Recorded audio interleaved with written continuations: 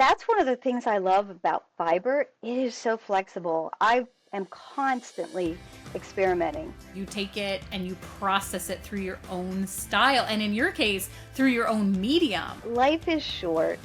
Follow your passions. Don't let your fear of trying things get in your way. And it speaks volumes that you, not even being a painter, can learn and grow inside of a school of painters.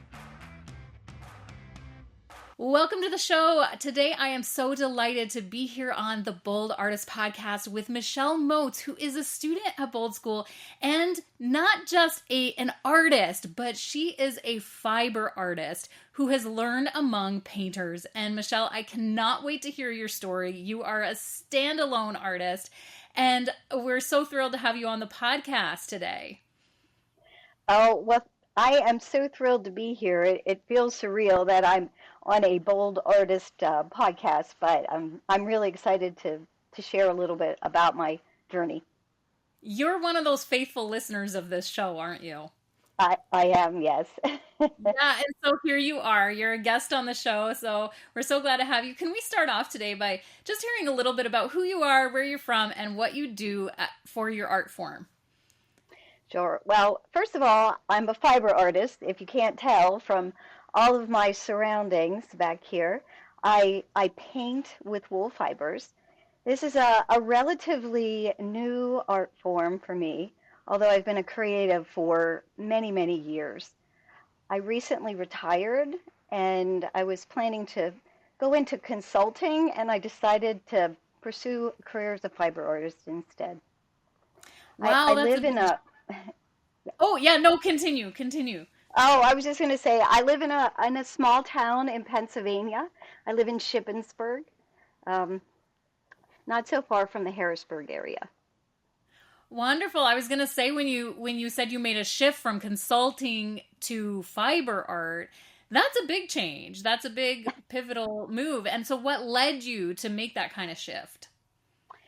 Well, I actually was in a very technical career. I have a background in IT, data science, accounting, and when I retired, I think I had all this creativity just waiting to burst out. I'd always been fitting those kind of activities in my spare time. So once I retired, I had a lot of time to dedicate to it. So here I am. That's so special. Now, you said in your introduction that you paint with wool. That fascinates me that you frame it that, first of all, that you just phrase it that way. But what does it mean for those who are watching and listening? What does it mean that you would paint with wool? Well, I actually use bits of wool fiber, and for those of you who are watching, I can actually show you. But it really, honestly, the best comparison is think of it maybe like your dryer lint, only it's a lot nicer than that. And it's dyed in all different colors, so that is my paint that I use. And I can layer it just like somebody would if they would be using traditional paints. Okay, so then does that mean that you need to have all the colors that painters do? And can you mix colors the way painters mix? Like, what does that mean to transfer the medium of wool into a technique that a painter would use? I can do a little bit of mixing, but I prefer to get the colors pre-dyed. I've actually signed up for some dyeing classes. I'm hoping to be able to start to dye some of my own wools so I can make some of the colors.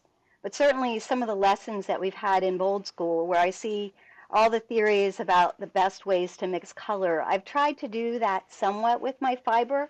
I've had limited success with that, but I'm going to keep trying. But mostly Yeah. I buy it pre-dyed. Well, that sums you up, and all that I know of you, Michelle, as a student inside of Bold School is the words, I'm going to keep trying. You have so much try. And when I said in the intro that you're a standalone artist, what I mean by that is I just want to put this in context for our watchers and listeners that Michelle is part of Bold School, which is our online painting school where we teach classes and we have an online community that mentors artists to become wholehearted and skilled. And it's all mostly centered around the art of painting. We offer some other mediums. There's some sketching and pastels are coming down the pipe at Bold School. But Michelle is a fiber artist who paints with wool. And from my knowledge, you're the only fiber artist in Bold School. Am I correct? Or are you aware of any others that are painting with wool in Bold School? Well, I did have a friend that was also painting with wool that joined for a period of time. I don't believe she's a part of the community any longer. But Okay, well so then yes, your stands alone, and so that makes you very unique. And what fascinates me and intrigues me, Michelle, is that you are learning your art of painting wool in amongst all the painters of Bold School and being unique and being strong in your form and your medium and doing your thing. And I love that about you. You just are doing your thing. What does it feel like to be the only one in the sea of painters, to be the only one? oh, well, I should go back to when I first joined. I can tell you I was scared to death.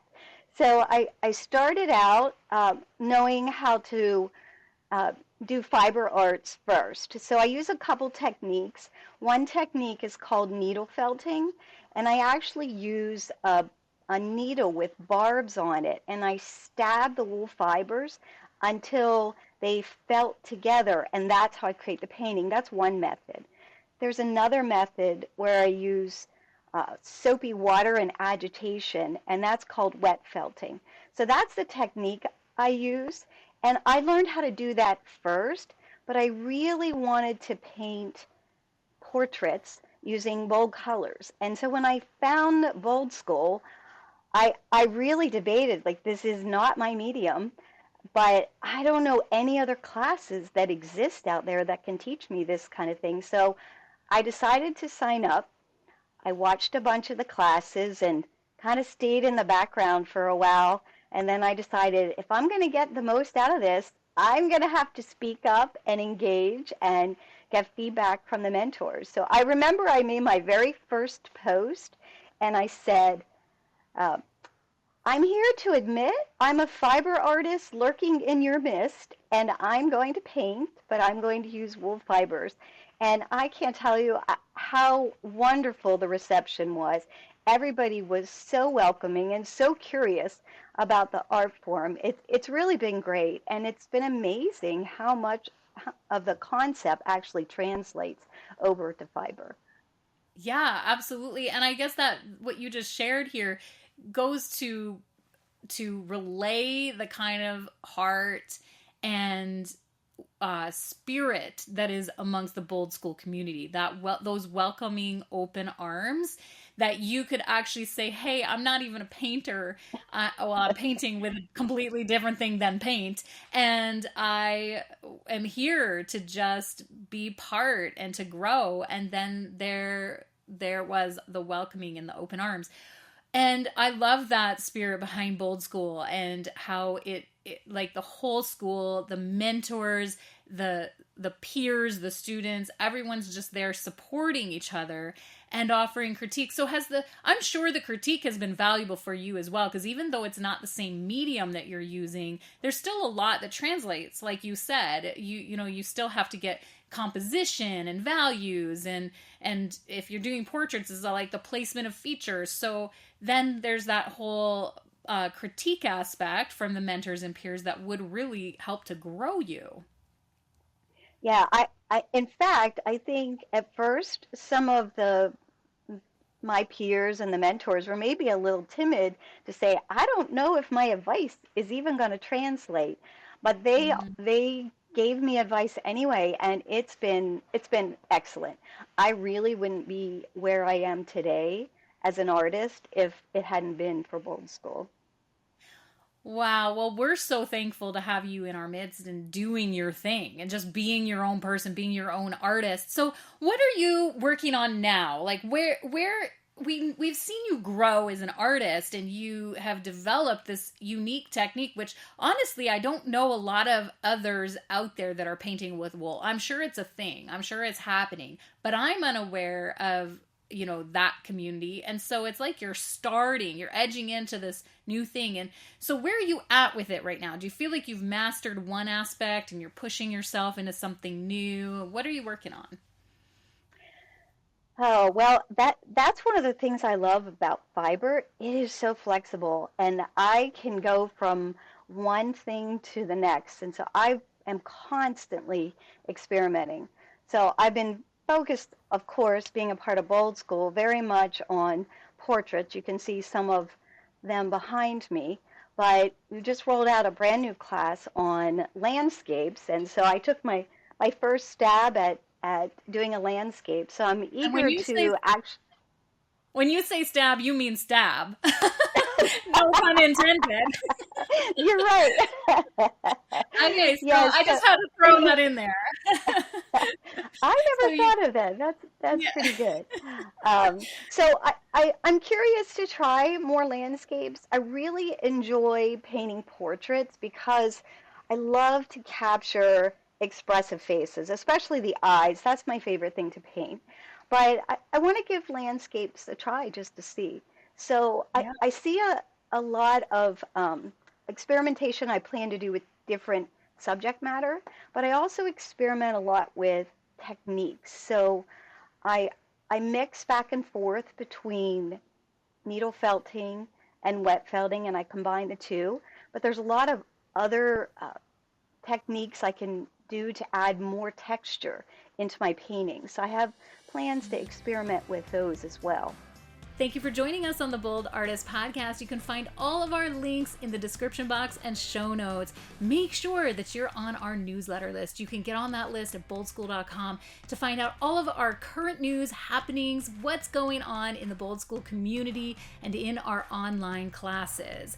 We'd love to see you in the community. We have a vibrant online space where there is mentorship, challenges, critiques, growth as an artist together. We work together at Bold School to get better at both skill and being a wholehearted artist. We want to welcome you to get involved in our community and classes today. Oh, that's so fascinating. So I do see that you have the class that we just released, Landscape Bold Landscapes with Noemi Alcote. We just released that into the Bold School classes. And I see that you have done the boot camp right there with felting. Yes, It's my first so landscape. beautiful. So did you Thank you. find that to be a challenge? And did you have fun? What did you learn from it? All of the above. I think I did have fun. I learned a ton. Usually when I take a class, I try to follow along because I'm already changing the medium, so I don't want to change too much more when I do that. And then afterwards, I sit back and reflect, what did I learn from it? There were some things that were more difficult. The way she created her paint strokes was difficult for me to do with fiber. I feel like it didn't translate quite as well as I would have liked. But I actually did do a small painting. I did a 12 by 12 as she was doing in class. And normally I work much bigger. So my plan for that is to find my own reference image, try to take the theories that she taught us to apply to my reference image, and I'm going to try to go a little bigger to see if it makes it easier for me to translate her brushstroke approach with how I'm doing the fiber. Yeah, and you know what I hear in that is just your persistence to grow and to like take what you can from the class and then make it work for you and experiment until it works for you. And I love that kind of persistence. Now, is that naturally your personality, Michelle? Are you just a persistent, I'm going to try, I'm giving it my all person? Or is this new to the art realm? No, that's pretty much my personality. And I love to learn and experiment. I mean, that's been a part of my life forever, and I'm just now having a chance to apply it to felting. Yeah. So what's happening in the world of your art, like career? Are you doing this as something that you sell and it's a business, or is this your just joy and hobby? Where are you at with that? I have turned it into an art business, Michelle Moats Art. I um, Nice. and I've been submitting to a lot of exhibits and into different galleries. I find again I like a challenge, so a lot of exhibits have a certain theme, so that allows me to to think through, well, how could I take what they're trying to express and paint something that represents that. So I do a lot of those, and I actually just started doing something new that I'm pretty excited about. I have had a chance to do a few volunteer activities as well. In fact, last night I went to one of our art associations, and we had some children there, and we had a chance to do a wet felting project with them as well. So that was also a lot of Um, fun. That's amazing. That's something that I derive a lot of joy from is when I do classes with kids and get to see them try Mhm. things for the first time. Back in my pottery days, I would take around clay and let them try it and just see them light up. And some kids were like, "This is the first time I've ever played with this kind of clay," because they get exposed to clay dough and that sort of medium, but actual potter's clay. And so for them, are they fascinated by the wool? Like, what do they say and feel about the wool?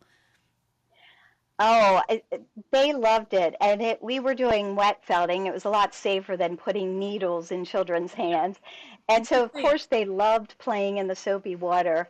And I had one child. We were actually making fun pencil holders, so we were felting around the pencil, and one of the children, he didn't want to do that, so he just made a big piece of colorful felt, and he had great fun with that. So again, I just absolutely love the flexibility of working with fiber.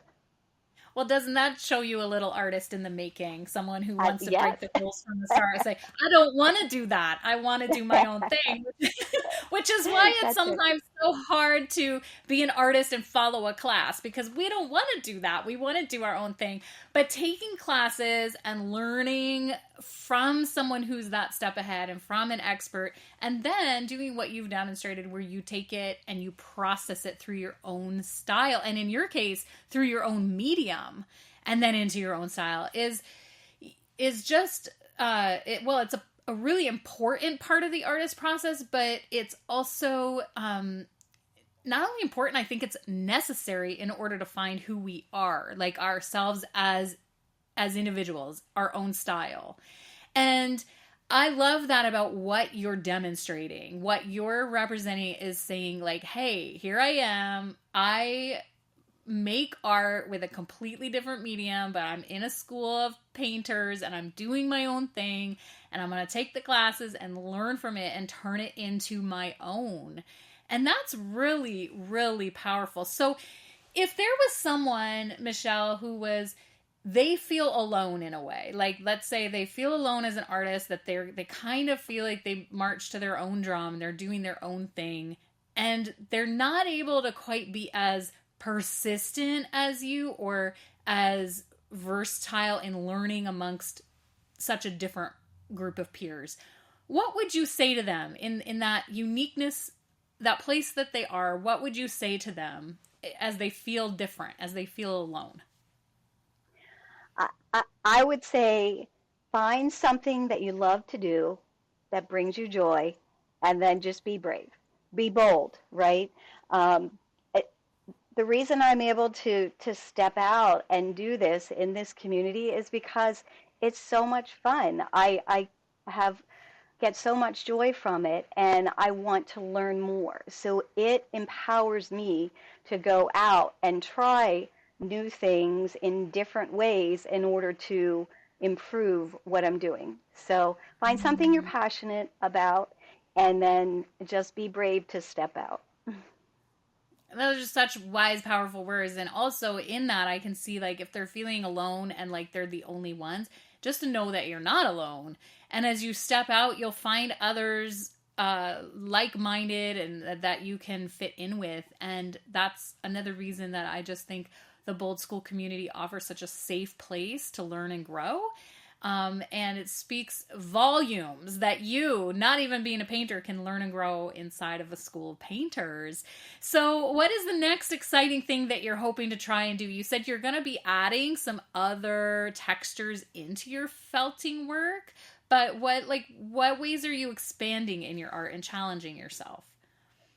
So much like I said, I learned how to do needle felting. I signed up for some classes for that, and now I'm learning more about some basic painting theories, color theories, much that I've learned through Bold School. Now I'm actually going back to the felting world, and I'm going to try to learn more. But this time I'm planning to go to um, felting more from a 3D or even from a wearables perspective. I want to learn some of their techniques that they use and see how I can apply that to the 2D world. Wow. Yeah, no, I love how you're pushing yourself into new realms with these challenges and just growing. And so you probably tuned in to a couple episodes back when we had Melissa Nasby on the show, puppet maker. She calls herself a professional mess maker, but she's a fiber artist and puppet maker. You were probably very fascinated by her lifestyle and art form, I'm sure.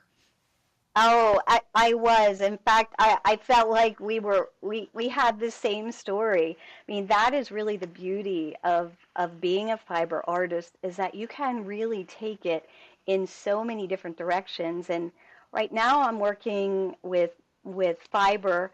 I've worked with a lot of other textiles. I've worked with fabrics. I've done knitting. I've done weaving. So there's so many different ways that you can use fiber, and ultimately everything that I've done, I've been able to bring together into myself as a fiber artist now. Yeah, it's funny that when in the beginning, when you described fiber being like dryer lint, when you were describing for the audio listeners, because I remember at times being I'm a highly creative individual. And so like I like to create with anything. And I remember so many times doing laundry and taking out that dryer lint and thinking, I wish I could do something cool with this because it's a shame to throw it away. And then I remember like one time actually Googling like what craft can I do with dryer lint? I'm like, Mary Janelle, surely you have something better to do than to make things with dryer lint. But you know, you never know where that could go. Well, I have to say I have never actually used dryer lint, but I have heard of some people experimenting with it. Yeah, It's there might be it's something to that. It's crossed my mind. I don't like to waste things, so I think, what can it become? What kind of art can it become? So maybe it's being turned into art out there. So, Michelle, just in wrapping up of today's podcast, I first want to thank you for being on the show and being so willing to be an individual and stand out in the crowd and go against the flow and do what you're doing.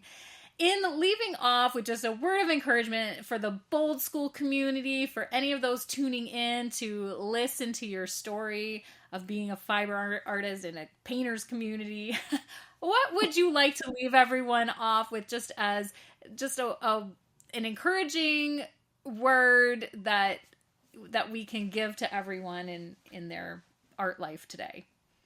Well, I would just say life is short. Follow your passions. Don't let your fear of trying things get in your way. And it's amazing when you step out, the community that's there to support you. I have just been astounded by the Bold community and my local art community. Everybody has just been absolutely fabulous. So don't be afraid to try. Yes, don't be afraid to try and be brave to step out. If Michelle Moats reminds us and represents anything, I think that sums it up, Michelle, is just don't be afraid to step out and try and be different. And so I just want to thank everyone for tuning in to today's podcast. You know where to find us at boldschool.com. Hop on our newsletter list there so you don't miss a beat of Bold School. We have classes online where we teach bold color painting, and as Michelle has demonstrated, you can turn what you learn into whatever medium or art form you want to apply it to. We have amazing mentors and a community that are there to help grow you into wholehearted and skilled artists. So do check us out today if you're not already involved.